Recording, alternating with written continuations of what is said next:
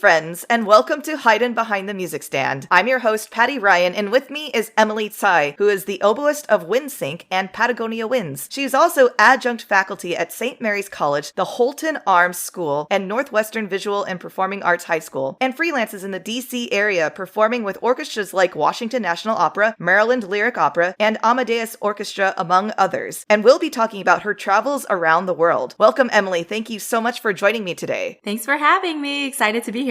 Yeah, so similar to Kara, who also is the bassoonist of Windsync, we also met through the collaboration that Kinetic Ensemble and Windsync did back in 2015? 16? Somewhere around there. I think it was probably 16. 16 or 17 maybe. Yeah. So that was just such a special, Windsync being a wind quintet, Kinetic being a string orchestra of 16 members. It's like kind of getting a little bit of a small mini orchestra together, but yet we're doing such interesting repertoire that's so it's just, and also like the school shows we did together, I was always just so impressed about watching how you guys conducted school shows, and everything's memorized and so engaging, and the kids loved you, and anyway, I had a great time. That was really great, and we always love collaborating with other instruments because we are always constantly just playing with each other. Right. So anytime we get an opportunity to play with like Kinetic, a string group, or like a pianist, I guess not recently, but before the pandemic, we were touring with a percussionist, and he wrote us a piece of music for wind quintet and percussion. It's always really cool to see other instrumentalists and how they work and how to collaborate with them, because it is different playing with them versus other wind instruments. Totally. So we loved our projects with Kinetic, and of course the school shows. When we go to those schools, they are beginning string students. And so we often have, like, there was one time in our festival that we have in Houston that we had Kinetic join us at these schools. And it's really great because you guys are actually the string players. We're up here just kind of like talking general music, introducing them to our instruments, but you guys like really helped us to bridge the gap, and they're like, oh, they're playing my instrument. And so the kids can be like really inspired by that. So that was like a really awesome collab and very fond memories. So. Yeah, absolutely. I also really find, especially with Kinetic, again, similar to what you were just saying, we play with each other all the time, and we're string players. So articulations and matching sound is something that is very string heavy, but when we collaborate with wind players, it's a very different way of conceiving these ideas of articulation and tone and color. And so that's always really fun to have that kind of different palette of sorts. Yeah, absolutely. I just always like, because actually I also play violin. I started on violin when I was like 4 and I still play. I actually teach violin also in the DC area. Yeah. But not as much anymore because I've kind of shifted. Yeah. I didn't have time to teach both. Keep it up. But it's really cool because I often use string lingo when I'm teaching wind players, or even when we're talking to each other in Windsync, because your bow, your movement of the bow is like our air, and we can't see our air, but we can see your bow. Sure. So it's like a really cool physical rendition of what we're doing internally. And sometimes visualizing it like that can really help wind players play with that kind of deeper, expressive, flowing sound that string players can get really easily, and you can see it. So it's like, it's really cool. Yeah. But I could say the same thing on the opposite side of it's really useful for us to watch you breathe, because for string players, we kind of maybe get stuck a little bit of this constant loop of up bow and down bows. And so I have a funny story. So when I was, I think I was in like junior high, or I can't remember, but I was playing the Bruch violin concerto. Sure. And in my lesson, I was playing it, and then I got to the end of the first page, and I was like, and like apparently my teacher was like, I'm shocked. You were like holding your breath the entire time you were playing this. And I was like, oh, cause like I didn't realize it. And then my teacher gave me a whole big speech about like, you gotta breathe even though you're a string player. And I was like, that's kind of stuck with me. Yeah. Cause strings, you don't need your air, but you do need to breathe. So absolutely. Yeah. I know sometimes for me, I try to use breathing as a way of relaxing myself before I start playing. But sometimes I also can't really keep track of when I am breathing or not. But I know I am, cause I'm not fainting, right? So But I mean, but that's what I'm saying. Like even collaborating with wind players or brass players, it's a very visual thing for us to watch you breathe, and we have to copy the same motions too. And so it helps. I think it's just overall just a helpful reminder for both of us. As woodwind to strings. Yeah. Anyway, can you tell me your most insane performance story? I'm assuming it's not the holding breath Bruch violin concerto. No, that wasn't a performance. That was a lesson. Oh, okay. No, actually, I don't really have too many like insane stories. I have a couple little like funny ones. I guess the most intense performance that I've ever given was actually with Windsync. It was when I first joined Windsync. It was my first year with the group. I was the only new member and the other 4 had been playing with each other for several years before I joined. And we decided to do Fish Off, the chamber music competition. They were like, okay, let's figure out some rep. We've been touring. We had our rep. I was like very comfortable with it. We'd memorized it all. And then they got the bright idea to be like, no, actually, we're going to do this piece, which was Maslanka's third quintet, which is a beast of a piece. It's like 25, maybe almost half an hour long, which is long for wind players. Yeah. It's very technically intensive. Like it's... Anyway, so they threw this at me like, I think like a month maybe before the competition, or maybe at most 2 months. And we hadn't been really touring with it. I've never played it before. I never memorized it. And so we were ramping up and I was like, I gotta memorize this thing. It's like crazy. And then at Fish Off, when it was like the final round, we did like the last movement, the third movement, which is the most crazy one. Yeah. And of course, that was super intense for me because I was like, here we go. Yeah. I've never actually performed the whole thing from memory in front of an audience, and this is going to be one of the first times. Boom. And like, luckily, I held on just enough that we won. Yeah, I mean, but like that was one of the most like personally intense moments for me. Yeah, under pressure moments. Under pressure, yeah. I've had a couple other concerts where like, I remember I was playing Fiddler on the Roof in a pit, and there's one oboe solo in it. I was actually doubling on violin and oboe because it was a very small production. Very small like community theater thing. Yeah. So I was the fiddler, but then the conductor wanted me to do some of the oboe solos and stuff that they had. And in the middle of my solo, I think maybe because it was like my oboe had been sitting there, my reed been sitting there, whatever. And then I went to play the solo and my reed, I could feel it pop in my mouth. Oh God. It cracked. And then when that happens, luckily it could still make a sound. The pitch drops really low. So it was super flat. So I felt it and I was like, oh no. And I just like bit down and I was like, we're going to finish the solo. And then I was like, in the middle of a solo, I don't know how many times that's happened to other people. Like my reeds crack, all the time, but not usually while I'm playing. Okay. So that was another like, wow, weird. Well, yeah. I wonder what would cause a reed to. I'm so. By the way, you're the first oboist I've ever had on Patagonia Music Stand. What an honor! Wow. Yes. And I've wanted it to get an oboist for a really long time because I know how the double reed world is so foreign to me. And I know, and it's like, I feel like you guys go in the closet and just like shave away and it's like a whole thing. Yeah. So I'm just so new to it. Could you introduce me to, I mean, you don't have to go through all of the Oh, yeah. No. But can you introduce me to at least like, why would a reed pop, or especially why would it pop in your mouth as you're performing? I mean, there's a number of factors. Oboe reeds in general are like the most finicky of all the reeds because they are so tiny. Yeah, that's why we obsess over them and we have to make them all the time. And like, I get the question a lot, like, how long does a reed last? Well, I mean, it depends on how much you play it. And I play a lot. So my reeds kind of only last me like 3 to 5 days. Wow. If I'm playing on it a lot. Yeah. That's why I have so many reeds. Now, they're really affected by temperature. They're affected by humidity. They're affected by elevation. All the stuff that saliva too? Well, I mean, like saliva, yeah, in a certain way. So the saliva on the reed, it breaks the cane down eventually. Yeah. That's part of it too. But like, I think mostly it's just sometimes if it's like really dry or something and it's like dry and clammy and cold, I don't know. I'm not exactly sure why that happened to me. Yeah. But it must have been a combination of something like being down also in like a pit area that can also cause wood to like, I don't know. Act weird. Something to do with humidity. Yeah. And then if you're trying to manipulate the reed in such a way, it could easily just crack under pressure. And, yeah, and sometimes I just open up my reed case and I'm like, oh, there's a crack, because sometimes the dryness and the humidity is just something that we try to control, but we can't. And some oboists have like a humidity controlled reed case, which is great. I have actually a humidity controlled oboe case in general because I want to make sure like flying around a lot, I don't want my oboe to dry out, but that can help. But like sometimes if it's just out and playing and you're in a really dry place, like sometimes you can't help it. So right. No wonder. I mean, I can't imagine. I'm so sorry that is like, that's part of your profession, but yeah.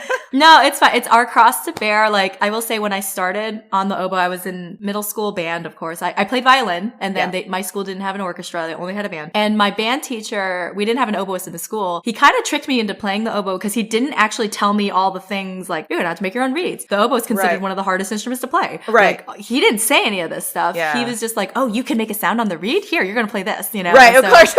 I had no idea. And then later on, when I was taking private lessons, my teacher was like, okay, now we're going to make these reeds. And I was like, it's like, what? You have to make part of your instrument? That's crazy. But once you get into it at a certain point, you like understand what you're taking on. I try not to be like the common like stereotype of the oboist is that we're super anal and we're like, you know, very like, you gotta have the details and stuff like that. I try not to be like that, especially around my colleagues, because they don't deal with it the same way. Like when I'm around other oboists, so yeah, we like complain about our reeds all the time. Yeah. But like around other musicians, I'm just like, I don't keep it to a minimum because like they're just like, oh, here goes the oboist again complaining about the reeds. You know, right. Yeah. Yeah. So I try to keep it to a minimum. And actually over the pandemic, Windsync did like a little fun just chatting video where we talked about how our instruments are like our personalities or our personalities are like our instruments. And one of the things they said was that I'm one of the most low maintenance oboists that they've ever worked with, which is like great because a lot of oboists are very high maintenance. Right. Well, it's also like, well, you have no idea how much I've been hiding. No, I'm just kidding.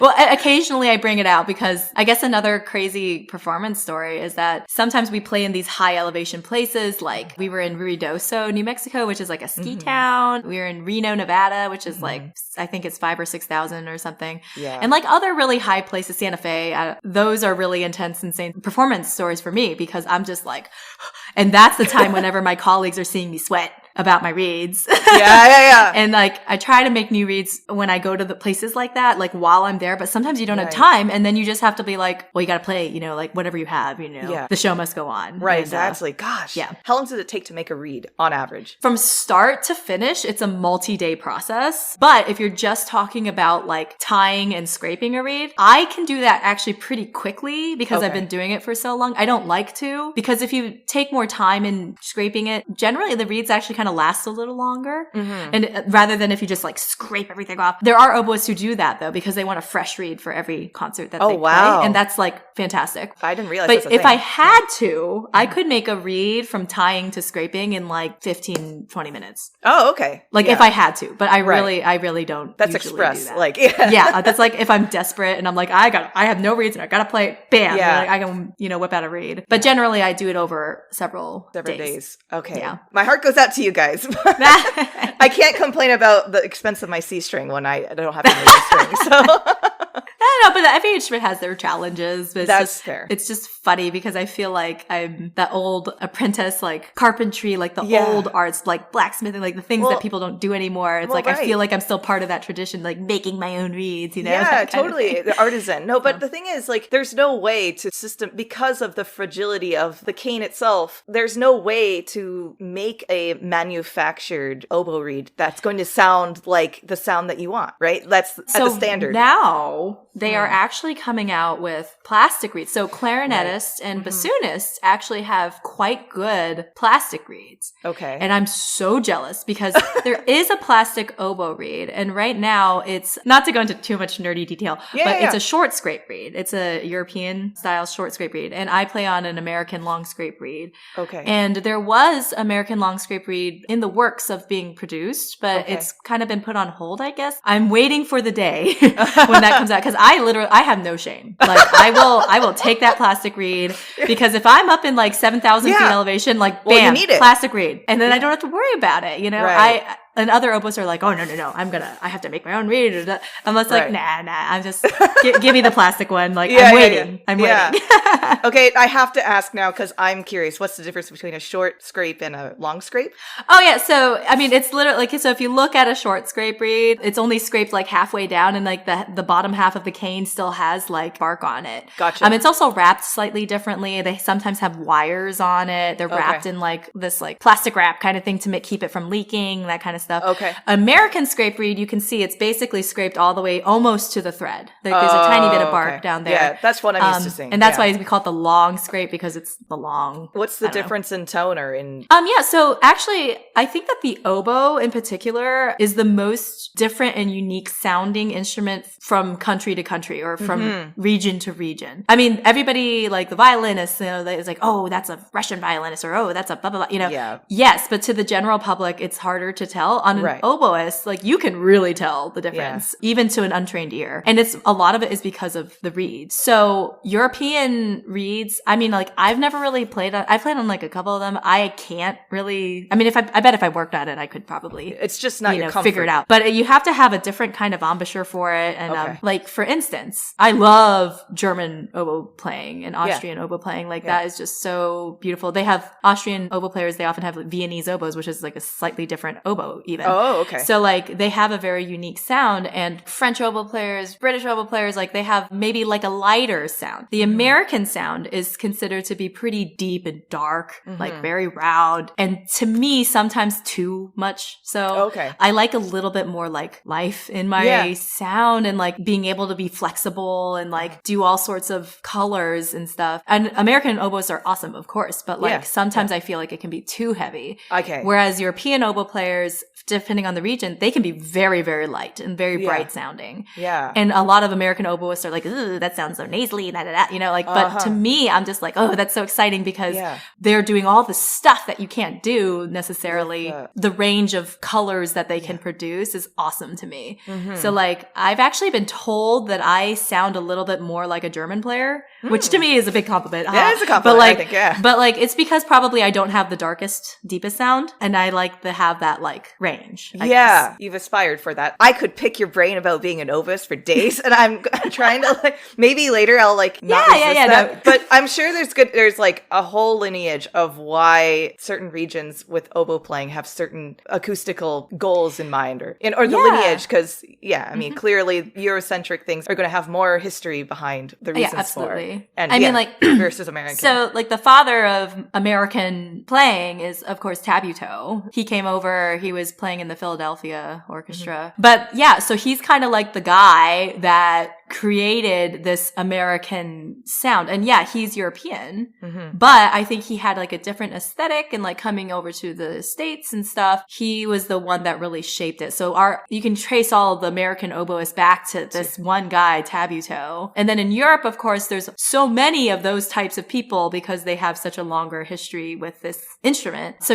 so I think that's where in Europe you get such a varied, like it's not just like they all sound the same. No, they sound very, very different. And then the American all stems from Tabuteau's playing and his idea of the sound. So Oh well, that was a shorter answer than I thought it was going to be. I don't want to get too into the weeds or something. But for those interested, like looking up stuff about Tabuteau is very interesting. He's a very interesting person, and he's actually kind of called the father of all American wind playing in general. Oh wow, okay. Sometimes, but he was an oboist, so Right, nice. Okay, can you tell me about Perch and Xenia? Xenia. Damn it. It's okay. And I told you actually, so Xena was Zinnia's name when she was at the shelter. Right. And I was like, I don't want Xena Warrior Princess. So I just added an I in it, like Zinnia, like the flower, but I wanted to keep the X. Yeah. Because Zinnia with the flower is spelled with a Z. So I adopted both of them from their rescues from a shelter. Yay. When I went to Maryland for my master's after I went to Eastman, after graduating from Eastman, I had always grown up with cats since I was in like kindergarten. So I kind of wanted to get back into that now that I'm not living in a dorm. And I had a roommate. Her name was also Emily, and she also played the oboe. Oh, wow. Okay. I know. And she also went to Eastman with me. And then we both went to Maryland. Oh, my gosh. We're like the same person. But anyway, so she's a big animal lover as well. And we were going to, of course, be roommates. So I was like, this is perfect. I'm going to get 2 kittens. And so I got them when they were kittens, and that was 2011. Wow. And so it's been 10 years ago. Yeah, it's been a long time. So now they're like 11, I guess, years old. And it's just been great. They love to sit on my lap. They sometimes both try to get on my lap. Yes. Yeah. And Perch, the other one is Perch. He's my black cat, and he's just very athletic, like bigger. And he sometimes bullies Zinnia a little bit because she's smaller and she's very roly-poly. Like, she's not super fat, but she's like definitely, the vet called her rotund at one point. And I was like, oh, shoot. Yeah. So I try to get her to lose a little weight, but she's not too bad. But she's definitely very like gentle, female orange cats are kind of rare because the orange gene, I guess, is more linked to male cats. Oh, I didn't realize that. Yeah. So like, that's why I was like, ooh, Zinnia, because she's so, unique and stuff. Yeah. And she has a very gentle personality. personality, while Perch is a lot more like, I'm the big like man extroverted on campus and stuff, whatever. Sure, okay. But then it's funny when I have to take him to the vet, or if I let them outside on our porch or something, Zinnia is the more adventurous one, and Perch is the coward, and he waits until Zinnia explores, and then he's like, okay, she's okay, then I'll go out, you know? Yeah.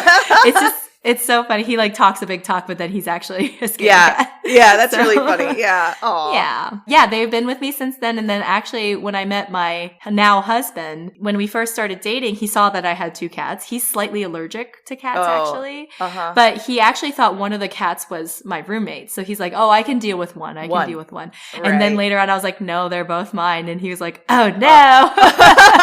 But he's grown to love them. Of course. But of course we have to be aware of his slight allergy. It's not too bad, but they can't sleep with us in our bed, unfortunately, which is really sad because they always used to do that. Yeah. But, you know, I want to make sure that like small sacrifices. Yeah, a little sacrifice, but yeah.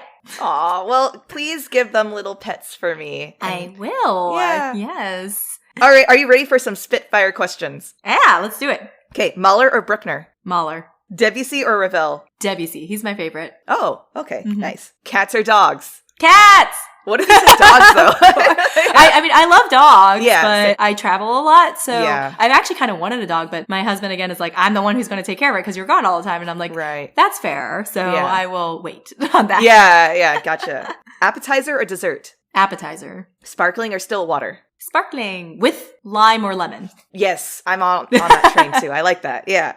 Fan favorite question. Alternate universe musical instrument. So I guess you can't say violin either. Oh yeah, I guess. Okay, so my favorite other instrument is actually the horn. But you just like the hardest instruments, I guess. I guess so. I don't know if it counts though, because I actually did take horn for 2 years while I was at Eastman, just for fun, as if I didn't have enough to do already with. I know, it sounds like it. Yeah, but like the reason why is because my dad played the horn in the Taiwan military band, army band. Gotcha. Okay. Because back then all men in Taiwan needed to join the military for 2 years, and so he played horn, and so he gave me his old horn, and I was like, well, you know, I can play a string instrument, I can play a wind instrument. I used to be a drummer in a rock band, actually. Oh my gosh. Yeah. What? So percussion. What haven't you done? Yeah. And I was like, oh, the only one I don't have is a brass instrument. So I actually took 2 years at Eastman. This could be one of those insane stories, actually. I forgot about this one. So my horn jury, because I had to do a jury at the end of my second year, I think. I played the first Mozart horn concerto. Okay. I don't know how hard that is. Is it hard? Well, there's 4 Mozart horn concertos, and 1 and 3 are like the easier ones, and 2 and 4 are the harder ones. Okay. But it's still like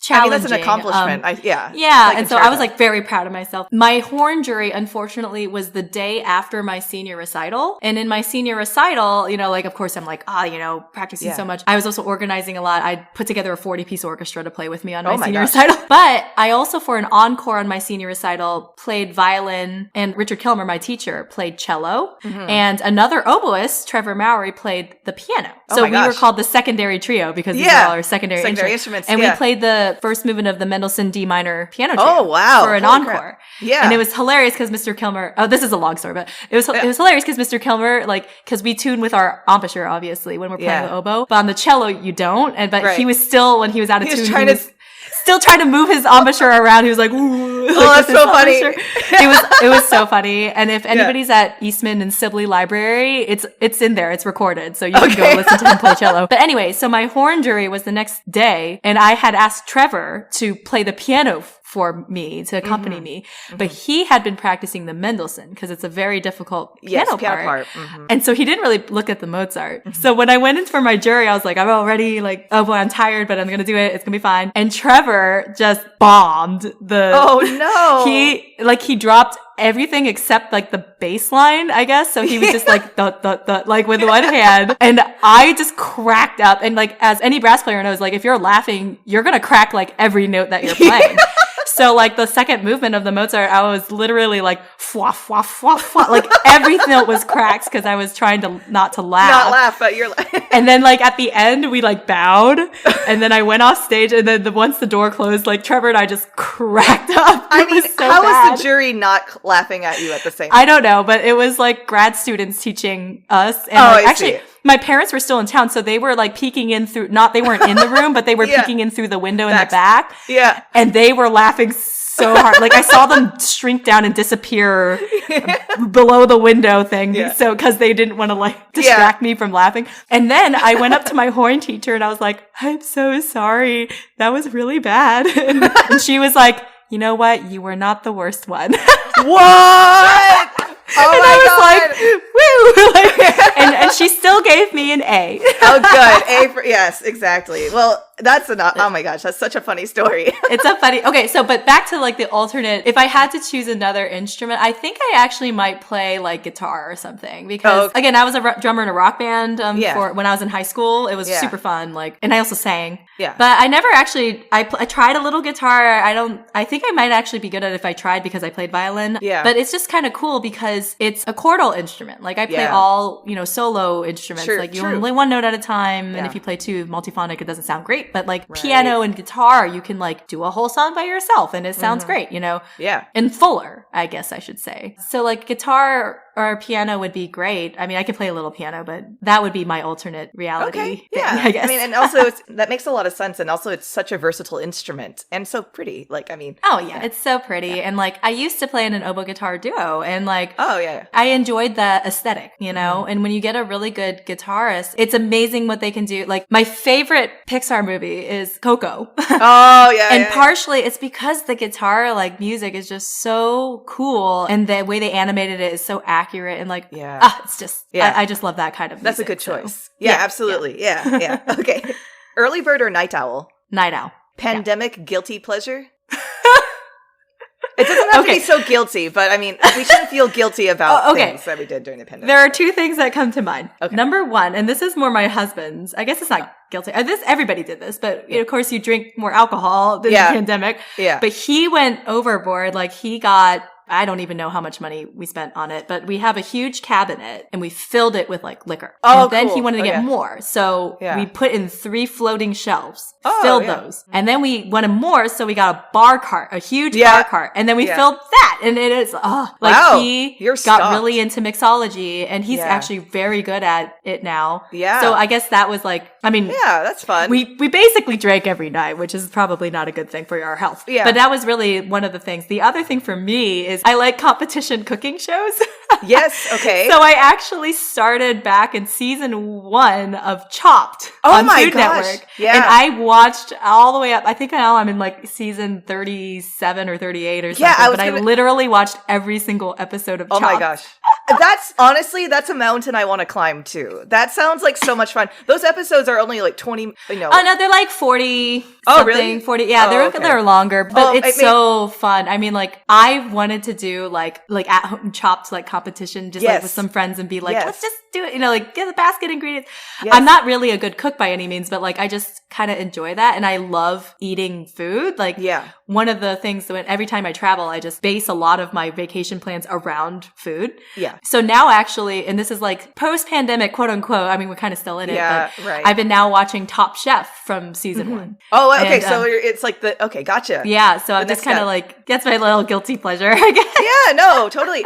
Favorite professor shout out? Richard Kilber. Woo! He is one of the biggest influences on my life. I mean, my master's professor, Mark Hill, he's amazing as well. I mean, I think it's just because I spent 4 years with Richard Kilmer. He supports his students so much. Like he is at every concert that I played at Eastman. Even if it was like another instruments recital and I was playing on it, he was there. Wow. And even I played at a church gig one time and he was there. He showed up and it was like, wow, and then, I mean, he didn't go to all my concerts obviously after I graduated because that would be impossible. But like when we played near Rochester, we played at the Corning Glass Museum. He drove out to come see us play. And then, when I got married in 2018, we were going to have our wedding at Yosemite National Park because we love outdoors. We love camping. We love hiking. And Yosemite was one of the first trips that my husband and I took together when we were dating. Anyway, but happened though is that the wildfires were really bad that year.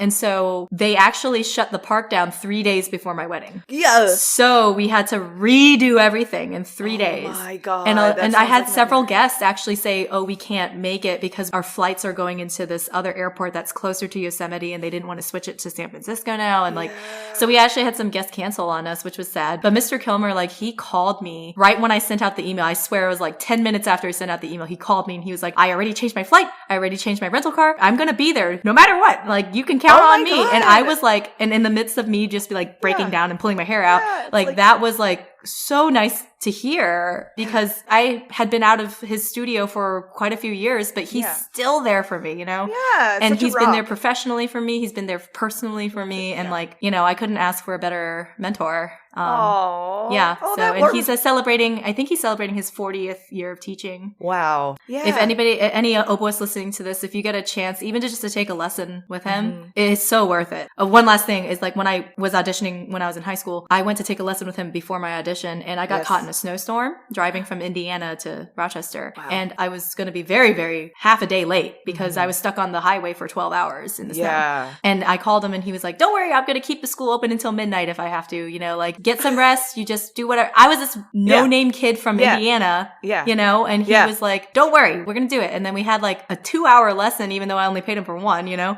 And like, and he said some really just inspirational things. And I was so tired. Obviously, I was like, didn't really get much sleep, but like that lesson was life-changing. And then he's like, if you do this, this, and this, you know, you have a very good chance of getting accepted. And I was like, oh, and then I did it. And I was like, I gotta do it. And then getting accepted. So even when he didn't even know me, he just has a love of teaching and sharing knowledge. He really cares. Yeah, he cares. So what a wonderful human. Oh my gosh, I want to meet. Can I take a lesson? I know. I'll start oboe. Actually, even if you don't play the oboe, if you get to work with him like in chamber music or whatever, it's totally worth it. He is just this wealth of knowledge. Like I said, he played the cello, he played the baritone saxophone in a jazz army or military band. I can't remember which one, but he is so versatile. Like, he's not just like, I'm an oboist. Like, no, he is an artist, and he just happens to use the oboe as his vehicle. And I try to strive to do the same thing, you know, well, like. Sounds like it. Yeah. Yeah. And he's wonderful. Most inspired musical hero of any genre? Oh, okay. So this is kind of funny, but when I was younger in high school, you know, when I was in the rock band and stuff,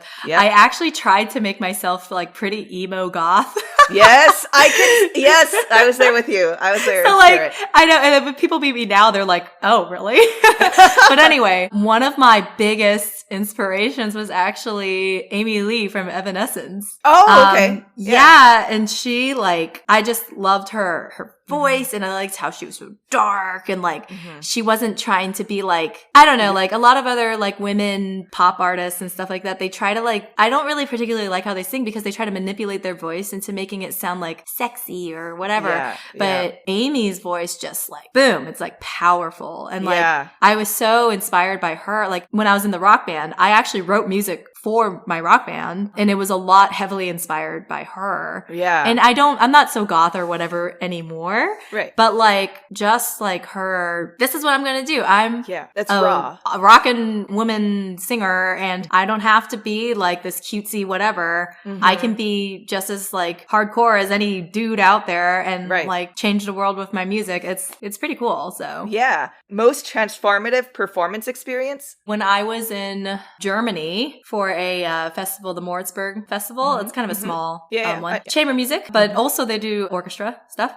In my particular year summer I went, I was playing principal on everything, which was pretty cool. We played Beethoven 2 and the Prokofiev Classical Symphony. And we played it in the Berlin Concert House. That was one of the places that we played. And I was like, oh, I've arrived. You know, I was still in school, obviously, but like, I was like, I've arrived. I had like an almost out of body experience where I could see myself performing, and it was awesome. The orchestra was great. Everybody was just really, really wonderful musicians, and they came from everywhere, like all over Europe and Asia and North America. And I think there was some stuff from South America too. Like, it was just like, boom, like everybody's there. And it was really cool to like meet these people around the world, and then to collaborate on this. We actually, like, everybody stood except for the cellos. Oh, okay. So we were standing. So that was cool. And then like the whole thing just like made me, especially in the Berlin Concert House, I was like, this is great. This is like, if I didn't know before, I knew now. This is exactly what I want to do. And even though it was an orchestral thing, and I'm mostly doing chamber music now, like, but the conductor, who's Grant Llewellyn, he's a British conductor, he really made it feel like a chamber orchestra. So it was like everybody had a part to play. And it was more like chamber music to me than like a big orchestra. I love playing an orchestra, but chamber music, I think that also kind of influenced me. And like, so in Windsync, we stand when we perform too. And I think that actually was just like, oh yeah, like that's how it should be done. done, that kind of thing. Well, what a cool experience. And I feel like at some point, every musician does have that kind of, as you say, like, I've arrived moment. Yeah. I'm glad that was in such a wonderful festival and a wonderful hall. It was magical. City. And like, Mortsburg, of course, is so charming. There's like, there's a castle and a lake. Oh,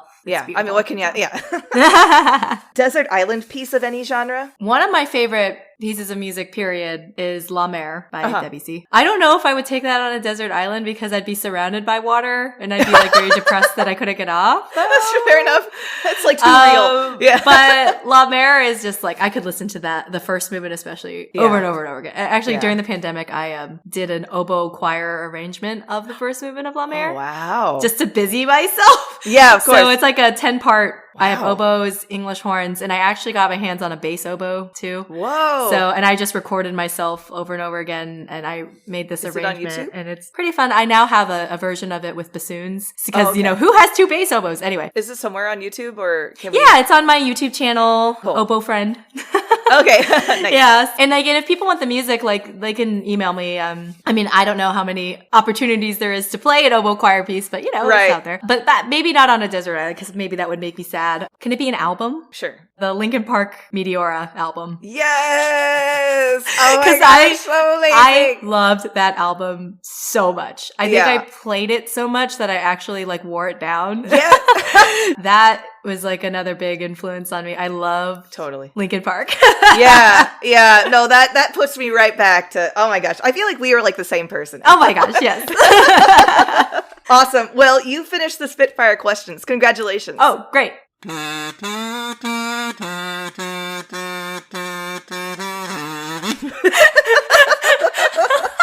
that how it goes? It's exactly. It's in the end, the beginning there. Yeah, exactly. On the kazoo. That's great. What if I did like the rap part on the kazoo? Oh, you'd be like.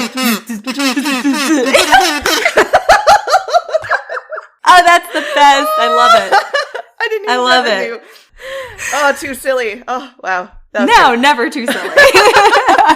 All right, Emily, can you walk me through you've already along the way kind of left little Hansel and Gretel kind of treats of like your musical orange story. So if you can string those along, how you discovered music, how did you discover, I guess violin was the first instrument, but then oboe, and then when it was professional, I mean, you know what I'm asking. Yeah, sure. So yes, violin, first instrument when I was 4, because my older sister played piano, and my parents, being Asian, were like, you can play the piano or the violin. And I was like, I want to be different. So I played the violin. Yeah. Asian violinist, not that different. So, whatever. But I liked it. And my sister and I actually played a lot together. Yeah. And then in middle school, I picked up oboe, like I mentioned earlier, in junior high, kind of tricked into playing it.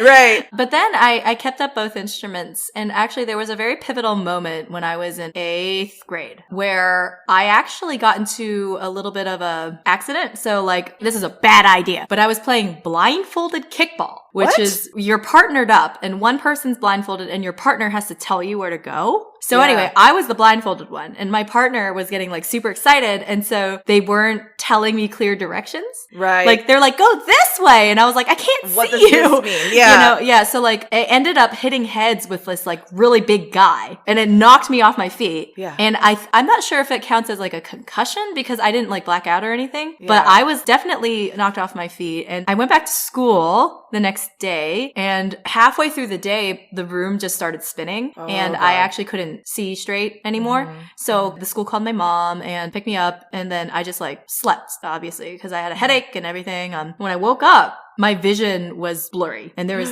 I didn't wear glasses. I didn't wear contacts at the time and I couldn't focus my vision. So that was unfortunate and it didn't go away. That was the thing. So this was a saga that lasted, I think 6 months or more, maybe more than 6 months. And so I had to have my homework read to me. I had to have my tests read to me at home.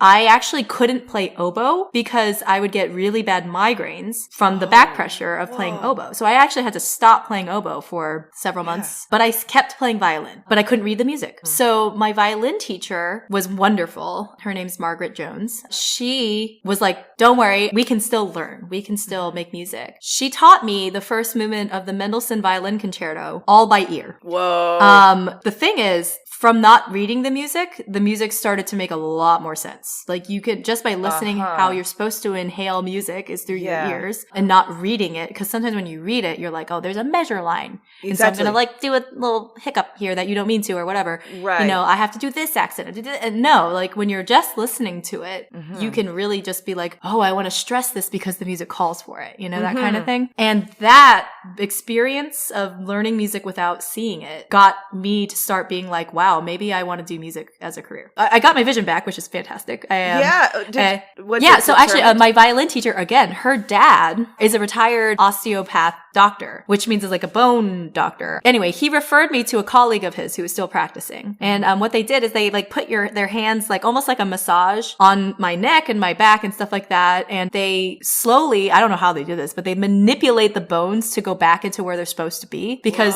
just from like touching my bone structure, they're like, okay, it seems like you've had a hit from the front of your head and you've also had a hit from the back of your head. And earlier when I was even younger, I had actually hit the back of my head falling before. Yeah. And so they noticed that. And then they were just saying, we're just going to like nudge your bones back into place. And I was like, this is not going to work. Like, this is crazy. Yeah. Like, I didn't, but like, it was, what else are we going to do? Like, my parents had taken me to Johns Hopkins. They'd taken me all over the, like, doctor after doctor. And they were just like, you know, we've seen this before and usually just goes away on its own, but there's not really a treatment. Anyway, so this osteopath doctor, I went to see him, I think for like 6 weeks. Once a week. And then at the end of that, like I actually started to get my vision back. So that was fantastic. And that again was through my violin teacher, her dad. Yeah. And that kind of thing. And wild. So it was crazy. And my parents were probably just like relief, you know? Yeah. So like, but that was actually the turning point when I was younger to be like, I want to major in music in college because music is now really fun. And before I'd actually wanted to quit violin. And then I actually wanted to do a double major in violin and oboe when I was doing undergrad. But my parents, they wanted me to do another degree, which is why I did the bio degree. Gotcha. They wanted me to do pre-med. Yeah, because my parents are all engineers. My aunts and uncles, all engineers. My sister, all my cousins, they're all doctors. Right. I'm the only one who's like, hee, I'm a musician. But like, so they want me to do that. So I didn't do violin and oboe. So why did you choose oboe over violin then? And it was basically just because the oboe is a rarer instrument and violinists are great, but they're a dime a dozen. Like there's so many good violinists. And I didn't want to be blended into the sea of violinists. I wanted to stand out and be like a soloist. And the oboe is definitely a solo instrument, even in an orchestra. Did you feel, though, like an identity towards one or the other than just sort of maybe those practical reasons? I actually really loved both equally. I still love the violin. I actually, like I said, I still teach. I still play it. My husband actually also plays violin. He's an amateur musician. He's an aerospace engineer, but he plays violin. He's actually really good. Those hard reasons of just like, oh, the oboe is like less known or whatever. But I absolutely love the oboe. Like, it's a wonderful way for me to express myself because the oboe is a very expressive instrument and I'm a very expressive person. So like, but then at Eastman, of course, to do the dual degree, couldn't do both. But I did play violin in a lot of my friends' recitals. I played in the student run orchestra as well. So I still kept it up. It was great. And then upon graduating, I always did chamber music. Every semester I took Baroque chamber music as a class. I was in multiple groups at the same time. I had this huge collaboration for my senior recital. When I graduated, I was awarded the Chamber Music Award as well as a performer's certificate. And that was like, aha. I love collaborating. I want to do that. Let me do chamber music. That seems like a great path. And Richard Kelmer was kind of nudging me in that direction anyway. You know, he was like, I think I see this in you. And he was right. And so for grad school, I auditioned for several grad schools. But Maryland, the University of Maryland had a wind quintet fellowship that was brand new. Like I was the very first group to do it. But it was a full ride plus a very generous stipend for a student. So going to school for free was great. And then it also was like my parents were like, oh, okay, she's not going to be living in a box on the street. It's okay. You know, like, exactly. Yes. So like, I was like, oh, I got to go to Maryland. And also I took a lesson with Mark Hill. Fantastic. The nicest guy. And like, it was all about the music. You know what I mean? And at a graduate level, that's what I wanted. What you need. At Maryland, it was 2 years. I did my master's of a really intensive wind quintet, but I also got to collaborate with a lot of the faculty and the school sent us to Italy to do some touring and playing at their festival. And then, you know, it was just so many great opportunities opportunities and doing chamber music in grad school. And then, of course, when I graduated, I was like, what am I going to do? But I actually pretty quickly got plugged into like getting gigging and, that kind of stuff, but also plugged into several chamber groups, like the guitar duo and the Patagonia Winds. Like that was almost immediately out of school. I like plugged myself into those, and I just kind of started to get more and more chamber music as well as orchestra. I took some auditions. I won a few, lost many, how it always goes. So I was playing in orchestras too, but it was always this thing about chamber music. And so when Windsync needed a new oboist, the previous oboist actually also went to Eastman, but we didn't overlap. She had graduated by the time I got there. But her name was Erin Tsai, and my name's Emily Tsai. So it was like, But anyway, but she was talking to Kilmer, whatever. She was like, I'm leaving the group. Do you have any recommendation? And Kilmer was like, oh, Emily, and she was like, what? So she like researched me. She got to know me. She recommended me to the group. I interviewed and then auditioned, and the rest is history, because I was like, that's perfect for what I want to do. I want to be in a chamber music group that tours and performs all over. And award winning as well. Yeah. I mean, and winning some competitions and stuff. It's been really fun, and it's been a wild ride. Yeah, no, it's awesome. I mean, I knew a little bit about you, but like also when I was doing a little bit of back research to like just get your bio kind of sorted out, it's just like, wow, I feel like, what haven't you done? What haven't you accomplished kind of thing? Like, you know what I mean? So, no, there's always so much more out there for everyone. That's so nice of you to say that. But I feel very lucky. I mean, a lot of careers are like, you got to be in the right place at the right time. You got to know the right people. Like, it's not super, super fair. But if you establish a reputation, like while you're, I say this all the time when we do university residencies, if you establish your reputation now while you're in school, the people going to school with you, they're going to be your colleagues when you're professional, and they'll want to work with you, and word will get around. So you got to start, you can't just see college as like, it's time for party and fun away from my parents. Like, no, you should probably, make good friends and be very responsible for what you're supposed to be there to do, which is to learn, and start being professional right away. Yeah, it's like working towards your brand, in other words. Yeah, exactly. Yeah. And if you become known as that like reliable, musical, fun to work with, like personality, and no matter what kind of setting you're in, like whether you're playing for children or if you're playing at Carnegie Hall, you come at it with the same enthusiasm. Like that's the kind of people that people want to work with. Yeah. If you're like, this gig is below me, like, no, you should never have that attitude. I mean, right. And I learned a lot of that from Kilmer. I mean, he was all over the place and playing baritone saxophone. I mean, like, everything he did with, I'm in it. Totally. Yeah. Do you have any current projects that you're working toward, or? I mean, I'm very busy with, of course, Windsync stuff. We have a lot of stuff coming up in Windsync. We have some new commissions on the horizon. We have an album called All Worlds, All Times, and it has 2 commissions of Winsync's and another living composers piece on it. So just all living composers. Otherwise, I'm very busy like teaching in this area, in the DC area, playing with a bunch of orchestras. But in terms of like my own personal projects, I actually did a lot of that over the pandemic. Like I said, the La Mer project was a big one. And then I also arranged Adagietto from Mahler 5. Oh, I know it's for strings, but I did it for double reeds because that was actually the song that I walked down the aisle to at my wedding. Oh. So I did a double reed choir version of that. And I do some other arrangements for Windsync. So I'm working on an arrangement right now. But it's been pretty busy. Great. Yeah. Well, are you ready to take a break? I'm sure. Absolutely. Okay, great. We'll be right back.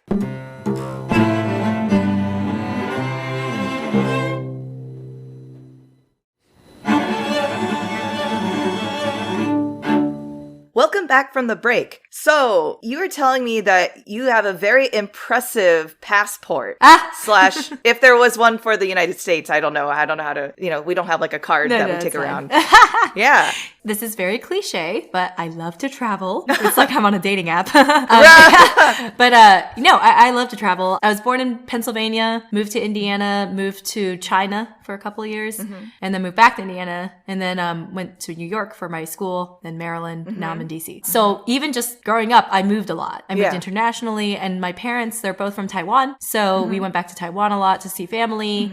We just traveled a lot as a family. Now, I've been to 5 of the 7 continents. So I haven't been to Africa or Antarctica. Is Antarctica going to be a destination at some point? It will. Just so that it is on my bucket list for sure. But it's very expensive. expensive to get down there. So that's like obviously the limiting factor, but I would love to go sometime in my life. And actually Africa, unfortunately the pandemic hit, but we actually have some friends who are living in Africa right now in Kenya. And so we had actually made plans to go and visit them, but then the pandemic hit. So Africa is a very real destination that I would like, love to go to. And I would love to go to multiple countries if I can. But so I've been to the other continents though. And within the US, I've been to all 50 states and Puerto Rico and of course DC, because that's where I live. And I loved that accomplishment. To me was just, accomplishment, but it's just like, it's awesome because it's like, I feel like I'm still pretty young. But I've been to all those states and it's just like really, really cool feeling because I made like a social media post about it where I listed like a little memory from each state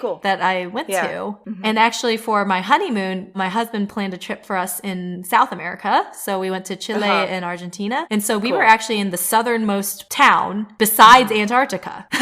So we were almost to Antarctica for a little bit. And we also backpacked in the Patagonias and Torres del Paine as part of our thing. So we just love traveling. And with Windsync, a lot of the states that you wouldn't think to visit, I've been to because of Windsync. So, because we've just played all over. We usually tour like 100 plus days a year before COVID. And we go to all the states. So it's sometimes we're in states that are not the state you want to be in at the certain time of year. Like for instance, we were actually the story for when I was in Alaska, we went to Anchorage in February. Ooh. Oh my God. Yes, it was really cold. But was there any light?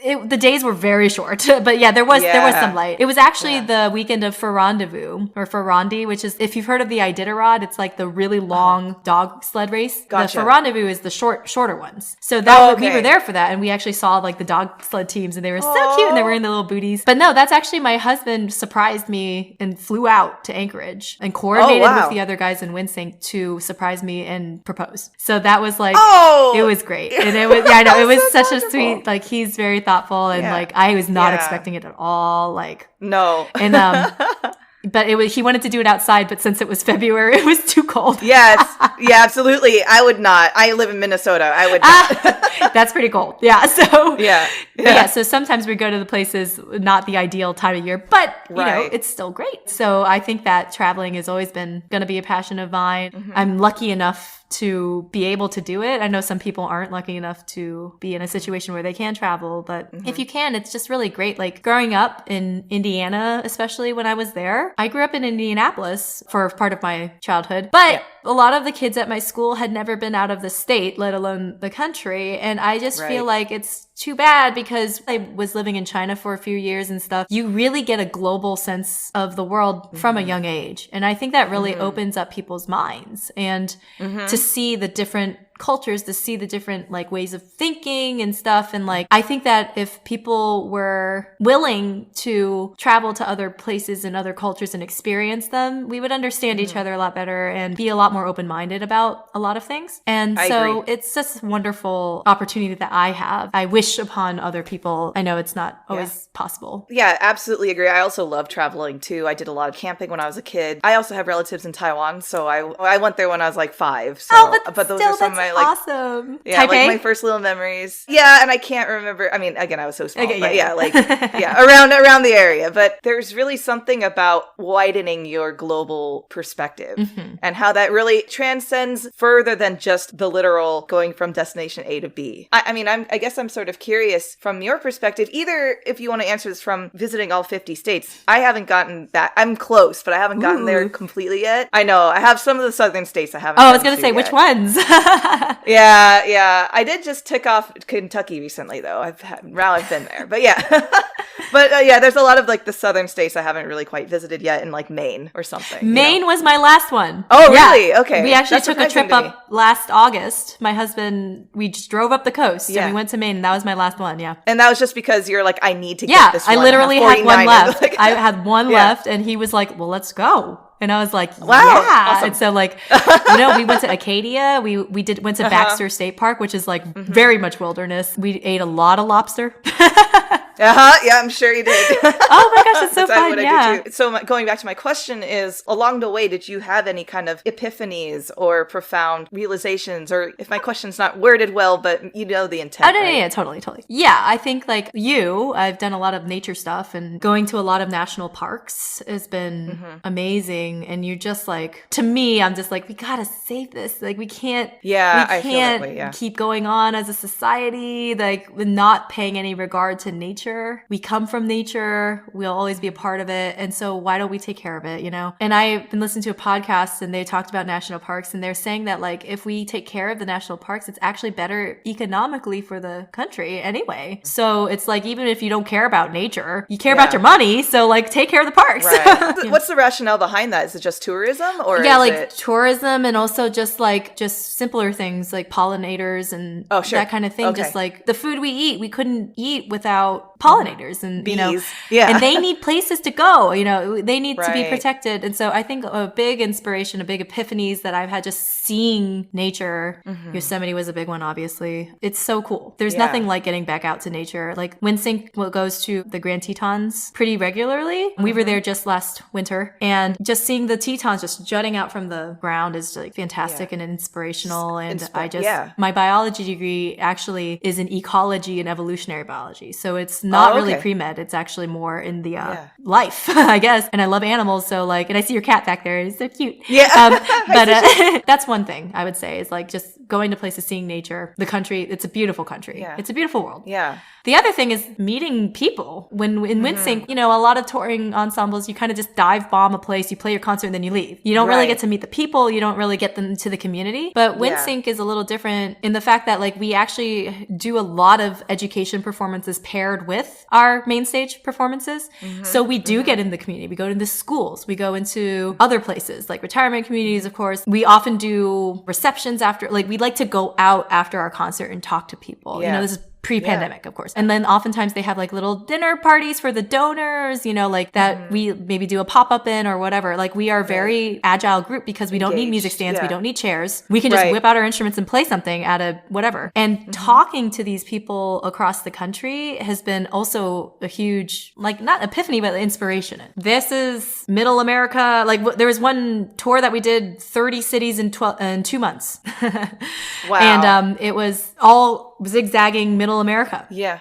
Just seeing these people, they're predominantly white, so like sometimes I'm literally like the only Asian or person of color in the room. But it's a big deal. Music brings us together and we just talk. I've been known in our group as the one of the 5 of us that when we do donor events or whatever, we sit at different tables to talk to donors. I'm always the one that gets into the deep philosophical conversations with people because I like want to hear what their life is like. I ask a lot of questions about them. Like they obviously ask me a lot of questions. They want to know what I'm doing or whatever. But I want to know about them because like, how did you get to this little town that we're in? What's your background? How did you get connected to music if you're, not really musical yourself? Like I love hearing these stories of all these people who are involved in are patrons of the arts throughout the country. And it's so cool because it makes me feel like, I'm doing something, I'm changing, like a little change in someone's life is worth it, and, in that 2-month period, it was a slog, let me tell you, but it was really tough. Yeah. But it was really cool to see like the people really enjoy it and really like talking to them. They just express how grateful they are to have music in their lives. And that's awesome. It makes me feel very fulfilled as a musician. Yeah. And they've never seen an ensemble like Windsync before.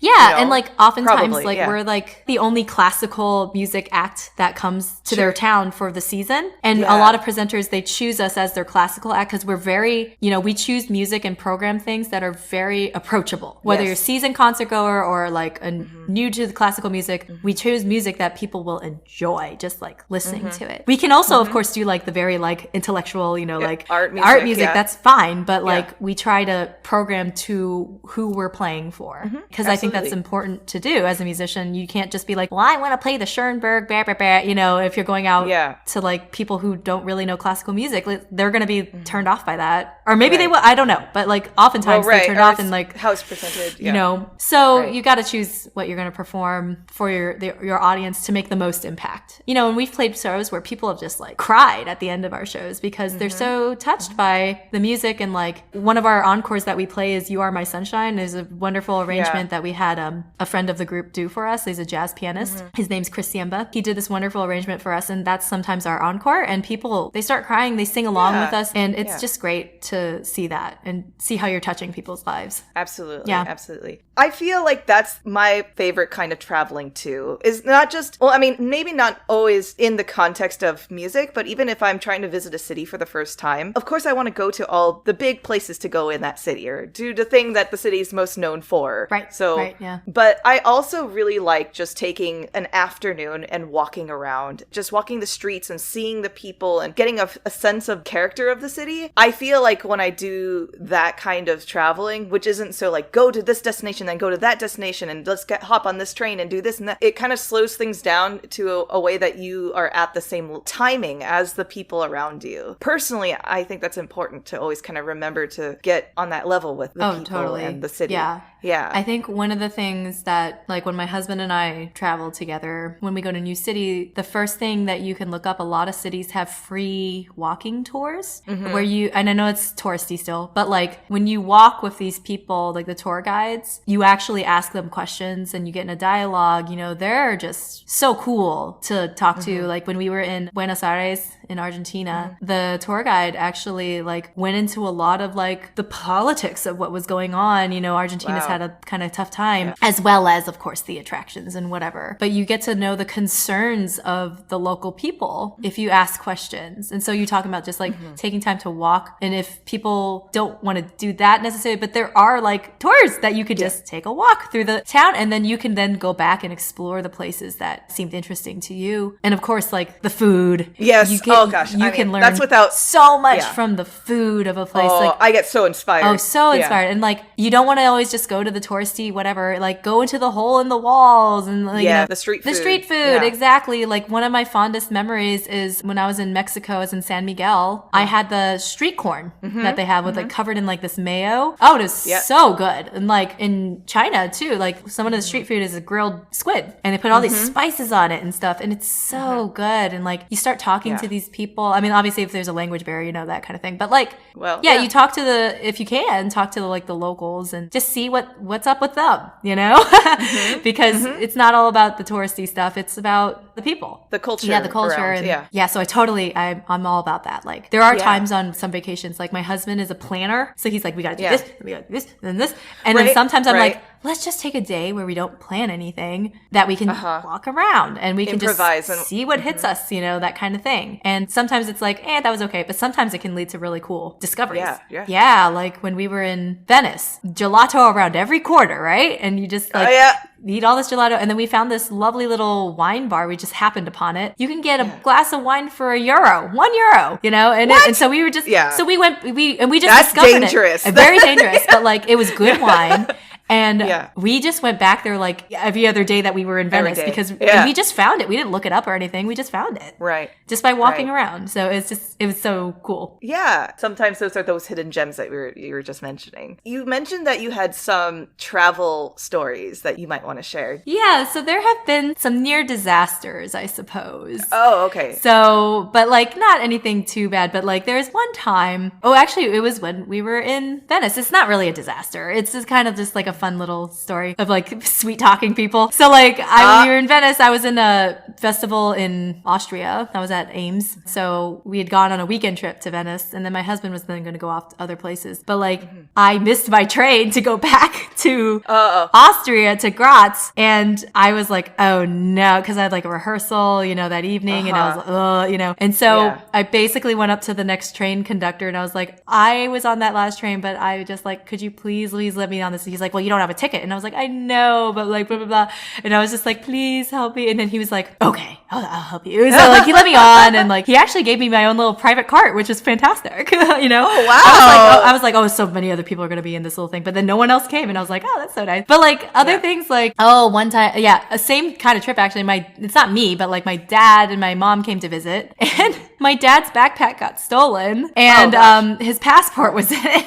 Oh no! But luckily we were, so he couldn't go back, but he was stuck with me in Austria. Yeah. But luckily at one of the concerts, the American ambassador had come to that concert. The American ambassador of Austria was at the concert. Yeah. So I was like, excuse me, Mr. Ambassador, like, thank you for coming to my concert. Hey, here's my dad. Can you help him? So here's my dad. Yeah, like, because, we like try to get him back to the whatever. And so it was just kind of funny. Yeah. And clearly it worked. I mean, it was fine. I think he got it a little expedited as well to help my dad out. So he was able to leave sooner, which is, it's just great, Yeah. And like, I don't know, other travels, I guess with Windsync, sometimes we have like flight delays and stuff like that, not flight delays, sorry. There's one time that I'm the touring director for the group. So I do like all the logistics, and I also am the point person with the presenters all over the country. There was one time, I think we were in 2 separate cars and 2 of the members were in another car, and then they called me and they're like, yeah, we're gonna like miss our flight. And I was like, what? And they're like, yeah, GPS kept remapping us and it kept getting us further and further away, and now we're gonna miss our flight. And I was like, what? Oh my gosh. And so I called the airline, and again, sweet talking, I was like, yeah, so my colleagues are calling me and they had a flat tire and they're gonna miss the flight. Can they get on the next flight? And they're like, we have to charge a fee. And I was like, well, this is like a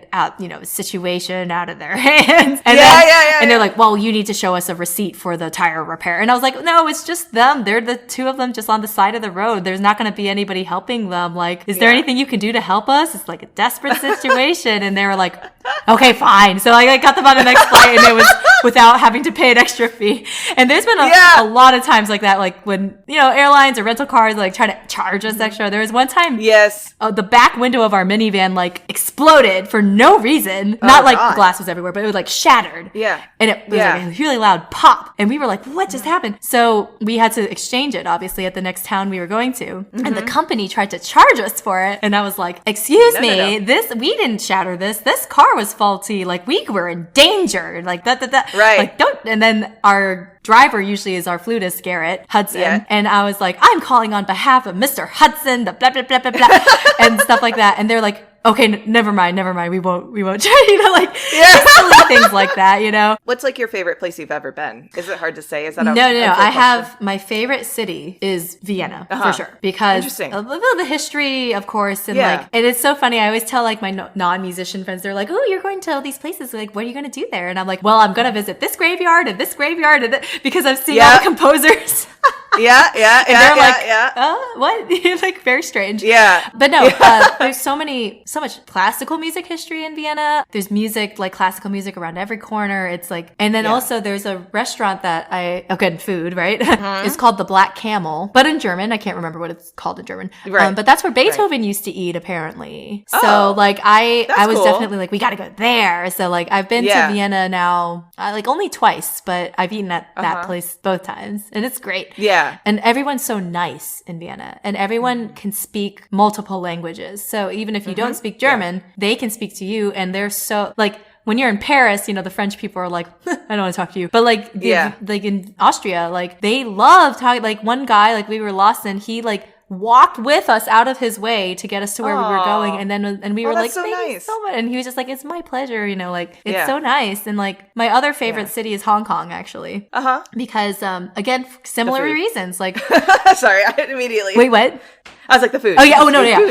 For the food, of course. Yeah. But like, also like the people there are also like trilingual, like they speak all these languages, and everyone can speak with you. And like the people, at least that I've interacted with, were very nice. And like the food is just, I was with my dad, and we went to a restaurant that was on an island, Llama Island. You can walk around the whole island in like an hour. It's very small. Yeah. But there's a restaurant right on the water, and the waiters or whoever buys the fish from the fishermen, the little boats just right on the water. They get the fish and they bring it to your table. They're like, this is what look good. And then you just eat it. It's so good. Oh my gosh, that's the best. That's the best. It's the best. And like, I loved my time there in Hong Kong. Yeah. And of course I love Taipei. I've been there a lot. And the food again. The night markets, you can't beat it. The food. Yeah. Taiwan, of course, Taipei is fantastic. I loved Melbourne when I went there. There's a free bus that you can just go all around the city. It's free. And just walking around. This will be my final question, but if you have any remaining thoughts, please share them with me. But mine is, what's next on your your bucket list of locations other than Antarctica and Africa or Kenya? Right. I would say Windsync has the opportunity to go to London in the fall to record at Abbey Road Studios, which is fantastic because Abbey Road is like awesome. And I've been to London before, but I guess next for me would be to go to some countries in Europe that I haven't been to. Like I've been to Spain, but I haven't been to Portugal. So I'd love to go to Portugal. I'd love to go to the Netherlands. I've not been there. And then like I'd love to actually go to like Switzerland and Belgium because I've only been to the airport in Belgium.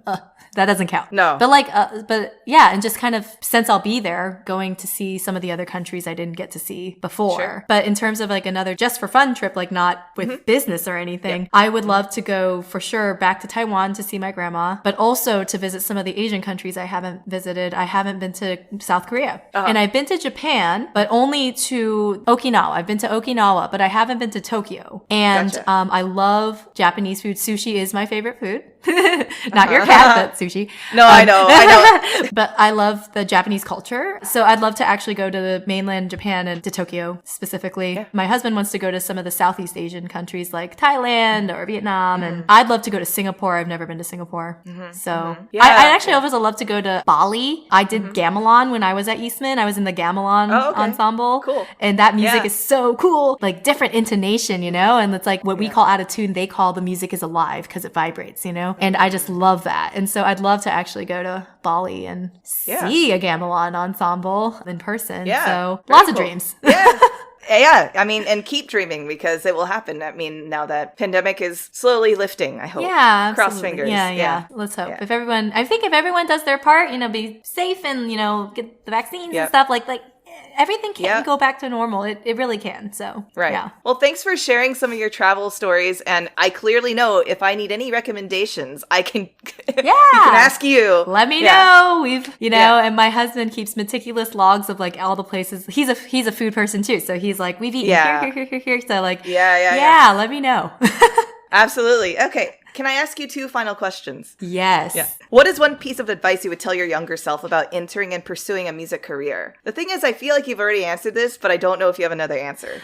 I would tell myself that, I think like when I was in the throes of the dual degree, I was so busy. I was not practicing a lot because I didn't have time. I'm glad I didn't quit the other degree because I feel like I've become a very well-rounded person. And also I bring other things into my music, not just music. But I would tell myself to watch out for your health a little bit more than you have. Because when I was younger, especially in college, I really didn't take good care of myself. There was one point where my friends had to kind of do like an intervention where I was like subsisting off of ramen cup noodles because I just didn't have time to like go to the dining center or whatever. And they sat me down and made me eat like vegetables. So good. But like, good and friends. It was really not healthy, I don't think. And so I wish I had taken care of myself a little better when I was younger. Now I'm very health conscious. I like to, run. Yep. I do, half marathons and whatever. But when I was younger,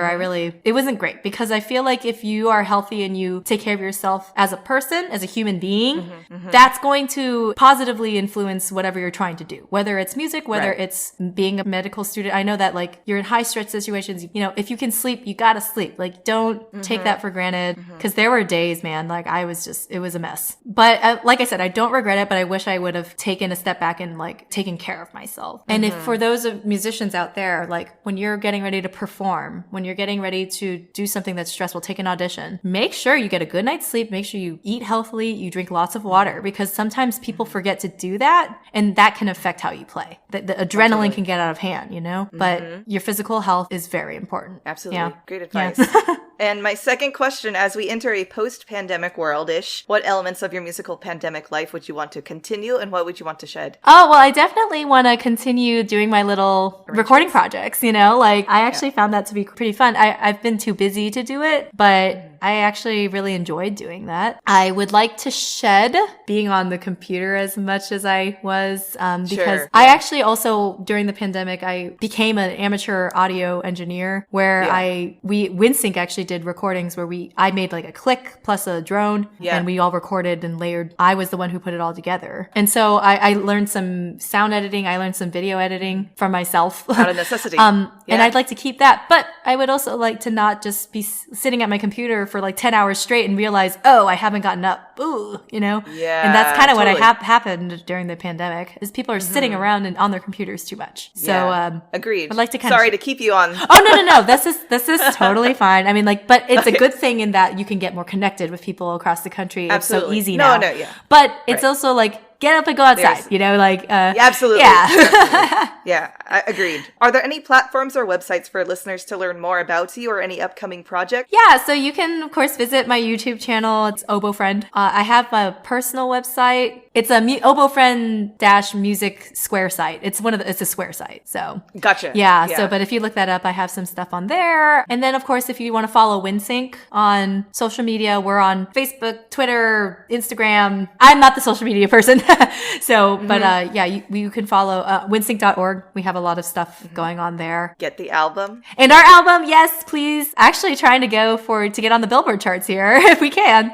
Cool. Yeah, so that'd be great. Any support would be wonderful. And it's really great music. Like I am so proud of this album that we're putting out. So yeah. All right. And if you enjoyed listening, be sure to smash that subscribe button wherever you're tuning into this podcast. Leave a review on Apple Podcasts while you're at it. It doesn't need to be long. Your review will help others search for the podcast because of its crazy algorithms, and you'll make Sushi's day. And it's free. Make sure to share this podcast with your friends and family as well. If you want to level up, you can always become part of the Hidden Behind the Music Stand family by donating what you will on our Patreon page at patreon.com/HiddenMusicStand. Our social media handle for Facebook, Instagram, and Twitter is @HiddenMusicStand, and we'd love to hear from you at our email, hiddenmusicstand@gmail.com. Didn't recognize the piece we discussed during the episode? No worries, there's a Spotify playlist with all the music discussed for your convenience. Actually, is Windsync on Spotify? Yeah, some of it. Yeah, we have a Pulcinella suite that we did on Spotify. And I think our new album is going to be eventually on Spotify too, but we have a single. There you go. Yeah, we have a single out. Okay, so just head over while you're looking up the Windsync album or other content. You can also check out our Spotify playlist. And the link is always in the description of each episode. Emily, thank you so much for joining me today on the show. It's been such a pleasure to catch up with you and to see all the amazing things you're doing and all the amazing places you're going. Oh, thank you so much for having me. This was fun. I really love this. This is just like a catching up with the old gals. Yeah, exactly. Yeah. So that was great. Thank you for having me. Absolutely. Anytime you're in the Twin Cities, let me know. Oh, yeah, absolutely. Okay, sounds great. All right. And thanks for listening. Say bye, Sushi.